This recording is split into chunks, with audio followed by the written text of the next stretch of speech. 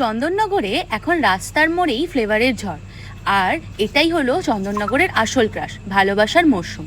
সেই ফ্লেভারের স্বাদ পেতেই আমরা কিন্তু চলে গেছিলাম চন্দননগরের ভালোবাসার মরশুমের এই ফুড কার্টটাতে। এই ফুড আড্ডার ঠিকানাটা হলো চন্দননগরে একদম সেন্ট জোসেফ স্কুলের পাশের গলিটাতে। এই ফুড কার্টের মেনুর এত ভ্যারিয়েশন ছিল যে আমরা চুজই করতে পারছিলাম না যে কোনটা আমরা নেব। এই ভ্যারিয়েশনের মধ্যে থেকে স্পেশাল যেগুলি হলো সেগুলি হলো পেরি পেরি চিকেন, চিকেন গন্ধরাজ, chicken wings, Asian prawn crispy fried বলস, হানি মাস্টার্ড ফিশ।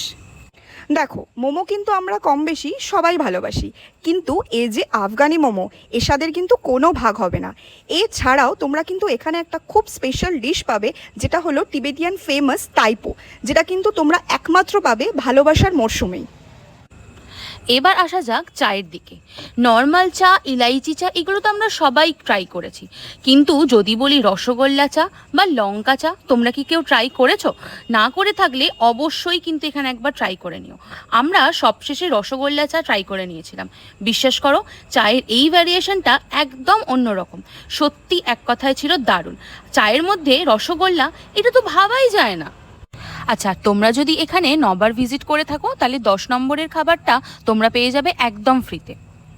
আর যারা চাইছো আমাদের মাধ্যমে তোমাদের বিজনেসকে তুলে ধরতে, তারা কিন্তু সত্বর আমাদের সাথে যোগাযোগ করো।